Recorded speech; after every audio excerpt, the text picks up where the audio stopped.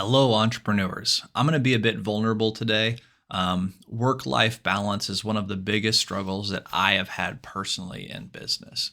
So for me, it kind of went in a couple of different iterations. And I would say, as I talk to other owners, work-life balance is one of the most major struggles. So the first struggle in entrepreneurship is the work part, figuring that out. That's a big stress and a big problem to get that going. For me, working 80, 90 hours at a jobby job was hard. And it made sense because I just went in, there was some sort of rails I stayed between, I did the work. When I started my own business, it was much more confusing because there were these infinite number of tasks. I could go anywhere. It was easy to work 90 hours a week and not have much to show for it. So exactly how to work hard was one lesson to learn. And until I had that sort of mastered, focusing on balance didn't make as much sense. I had to work extra hard because of a lack of efficiency and effectiveness. And then I was able to think, how do I scale that back and have some more balance in my life? One of the best kind of clear images I like of the idea of work-life balance is it's talked about as if it's this static thing. Here's my work. I'm going to be working at 72%. Here's my life. It's going to be at 28%. Perfect. It's clicked together. It's exactly balanced how I wanted it. But in reality, balance actually implies this active verb of things moving. So sometimes maybe you're a seasonal business, the holiday season is busier, the work is going to be heavier, the life goes a little bit slower. Sometimes life is going to be a bit heavier. It's vacation season, you're out of town, you're kind of letting the business coast a little bit. So it's going to move back and forth. I talked last week about the riptide, and to me, I'm feeling a lot of entrepreneurs right now getting extra stressed in their business. That means that environmentally across a wide range of businesses, many people are feeling that the work side of the business is taking a higher priority over of life. And it's not because of incidental things like they had someone quit or they have a new product coming out. It's just sort of the way the economy, the culture, things are moving right now. They're really feeling that extra movement. And so today's video, I wanted to talk about what I do to try to focus on helping myself when I'm feeling out of whack, and how I try to help my clients also think about work-life balance and getting it readjusted. Because it's not as easy as, oh, like just work less. Because if your work is over-indexed here on the scale, you're gonna be focusing on that because you have problems. And just stopping those problems, you might for a day get some more lifetime back, but then all the problems you didn't deal with probably just jump right to the forefront. But there are some proven tips and tricks that I have found work for me, have worked for my clients, and I'm going to go through that list here, about 7 of them. The number one first thing is to pause. I find oftentimes things start going crazy. I don't really notice that they're going crazy till they've been going crazy for a while. So once I notice it, I recognize that the stress, the anxiety, the pain, those are indicators. Those should flag my attention, say, hey, pay attention, there's something going on wrong over here. But usually I don't do that. I usually keep my head down and keep working and say, oh yeah, there's stress and pain. Let me get this stuff done. So the stress and pain goes away. But I keep working, and it's not happening. So this first step of pausing is when I really look at what is going on. What am I feeling right now? How is everything going for me in my business, in my personal life? Within this, I also try to evaluate, am I being efficient or effective? So efficient means I'm checking off lots of boxes on my to-do list. Effective means I'm working on the things that matter the most on my to-do list. And typically I find when I get really stressed, my to-do list keeps getting longer and longer, and I have these big giant projects that I am not tackling. But I know I have a lot to do. So instead, I'm working on these itty bitty things only because they're bite size, not because they are important or urgent. And so by stepping back from it, I can reevaluate, am I working efficiently, getting a lot done, or effectively getting important things done? And usually I find that when I'm getting overstressed, it's because I'm working really efficiently, doing a lot of things. And whenever I have weeks like those, I look back and I like to joke, I got abducted by aliens. I couldn't account for what happened minute to minute. I just know I was busy and it was pretty crazy. So pausing first of all and just checking in with, am I being efficient or effective, is an important tool. The second then is to get stuff out of my head and onto paper. I put together a to-do list of all of the items I need to be working on, because when they're floating in my head, it takes up this itty bitty amount of bandwidth over and over again. I'm juggling, I'm forgetting things. When I put it on paper, it makes it tangible and real. It feels like not this cloudy, murky problem to fight, but a specific problem I'm addressing. And when I do this, I have one of two outcomes. One outcome is the to-do list isn't very long, and I find I'm just emotionally charged about one or two items on this list. I've had clients in the past who have felt this way. Maybe they had only 3 or 4 things on their list, but one of them was having a confrontation with a customer that was a longtime customer that they weren't going to do this type of a service anymore. That type of task, even though it was a 30-minute conversation, felt to them like a 10-month project. It was weighed heavy emotionally. But oftentimes, when doing this list, there are so many items on the list, I look it over and I say, well, no wonder I'm stressed out. I do have 10,000 things to do.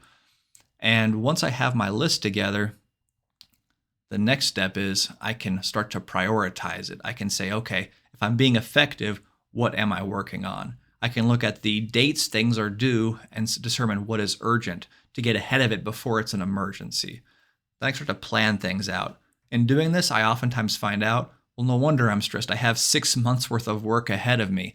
There's no way I'm going to get it done this week. Maybe I should let my foot off the gas a little bit, give myself some more life back and not just be doubling down on work. I'm not going to just power through this week and it's all going to be fine next week. This is a long-term commitment to lots of projects. So I pause, I put together my list of the items that I need to do. I help prioritize and schedule those items. And then I move on to the next step, which is starting to focus more on myself. I like the term of protect the asset. So in the action movies, the bodyguard is protecting the asset, stopping the assassins from getting to the asset, the most important person. And the bodyguard should throw their life in front of that person to save them, take a bullet. In your business, you are the asset. If you get hurt, if you get injured, if you get exhausted, the business does crumble. In my business, I'm the asset. And I would say early on, I've done a pretty poor job of taking care of the asset. Lately, I've been doing a better and better job, but it starts with really, really basic stuff. The amount of times that I feel, I'm really stressed out, I'm really overwhelmed, I just can't feel much motivation going on right now. And I look at the most basic health issues of protecting myself that I'm not doing, it's overwhelming. Am I getting enough sleep every night? No, I haven't slept enough in about 2 weeks, so of course I'm extra stressed, a little bit foggy, and less motivated.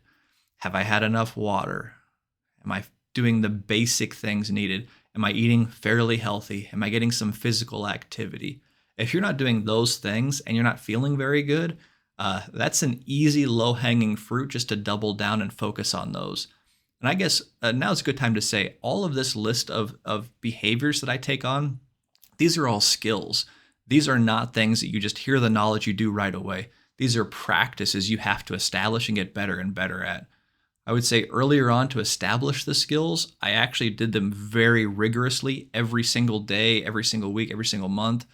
Now, to be honest, I do them more prescriptively. I have them in my back pocket. When I notice I'm feeling stressed is when I'll pull one of these skills out and be like, how's my health? How is that stuff going? And then be able to deploy them right away. But early on, if you're kind of figuring out how to add this now, I would say being sort of rigorous and disciplined in one of these areas at a time is a good way to start that process. But focusing on sleep was a whole probably 5 months to figure out how do I make sure I'm getting enough sleep? How does that actually look on a reliable basis? So once the asset is protected, the next part is socialization. Being an entrepreneur can be really lonely sometimes. People who are very comfortable on their regular job track, they are kind of alien to entrepreneurs who are building a thing from scratch and all the pressure of the world lies on your shoulders. So it can be hard to have connections sometimes, but that's why it means you have to focus extra hard on keeping those connections. Also with entrepreneurs, with myself especially, I find it's very easy when having friend interactions to start talking business instead, just because that's comfortable day to day. So having a life outside of business with friends and family is really important. Go out to a local retro arcade and play some Galaga. Forget about business for a while so you're not so just myopically focused on this narrow one part of life. And whenever I do that, I find, well, this is what I'm doing all this work for, anyways, is to have a high quality of life, laughing with friends, family, and loved ones. And it makes it all worthwhile. Almost to the end of the list here, one of the last ones is to be real. I think this is one of the hardest parts of entrepreneurship because this is this balance. We tend to have a protective mask on, and that can be nice to keep things deflected. It's this kind of PR shield that things are going okay, and then people believe us and they go more and more okay, and it becomes more true. But that mask can also be exhausting if we're holding this mask out in front of us and saying, hey, everything is fine, I'm good, it's the best year ever. That can become really exhausting holding it up over and over and over again. And it can become a habit that for me, I have to worry about taking home with me. I don't want to be, it's all okay out in public and then come home and then not be myself with my friends and family and loved ones. So finding that balance, I find the more real I can be, the more vulnerable, the less extra baggage I'm carrying around. And it doesn't resonate with everybody. Some people sort of want to have their mask club, more or less. I'm looking for other people who are looking to be real, talk about a real experience, which is different than being just Debbie Downers. Things are horrible and wanting to complain about things. It's being actual in the space. So being real can be a really helpful tool to take some of the burden off of feeling like you have to act like everything is perfect when it definitely is not. And this carries on to the last point, which is finding professional help. I would say that for me, the problems psychologically in my past, kind of the traumas and things that I had, motivated me to be a really amazing entrepreneur, to work really, really hard to build really special things. But at a certain level, those same things also got in my way. So seeking out therapy at a certain level makes sense for most entrepreneurs to help deal with past traumas, regrets, things that they wish that they had done or hadn't done, ways they were treated they never dealt with. It can be helpful to sort of get that out, unload that weight from the backpack to move forward. I used to think that therapy was really if you have a traumatic event, then you seek therapy, kind of like if your car breaks down, then you go to the mechanic. But I think it's really much more helpful to think of it as keeping the oil changed in an ongoing, regular maintenance type schedule. Not every therapist or counselor is the same. So if you do happen to go see one that doesn't seem like a fit, keep shopping. When you find one that seems to work, you'll know. So I would say that professional help like therapy or counseling is helpful. Also, a health and wellness coach can be helpful. Oftentimes, we're great at taking care of everyone around us, our family, our organization, our business, but not ourselves. We don't have the tools, and someone like that that's a nationally board certified health and wellness coach can maybe provide some extra tools and guidance along the way. And finally is some business expertise. So you can use books and podcasts and Google searches to try to learn about business. Sometimes fixing business problems in a smarter way can reduce the load it takes on that kind of two-sided scale I talked about earlier. I will say that having a face-to-face experience with an expert can make things a lot easier because typically if you read a book or a podcast, it's not clear how it might work exactly for your business, or if you're actually doing all of the prescribed information and it's not working, it's hard to ask the questions of, hey, I did all the things, why am I not getting the result that was promised?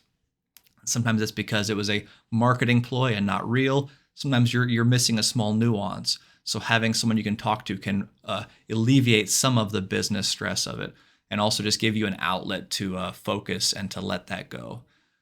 So I hope some of this helps. I think we're in for a rocky road continuing to go on. So I really want to focus in on this self-care piece. This is what lets you stay in the game. If you can stay in the game, you can keep finding ways to make things better and better. You can make it so your business is not your prison keeping you captive. It's not the worst job with the lowest pay and the longest hours you ever had.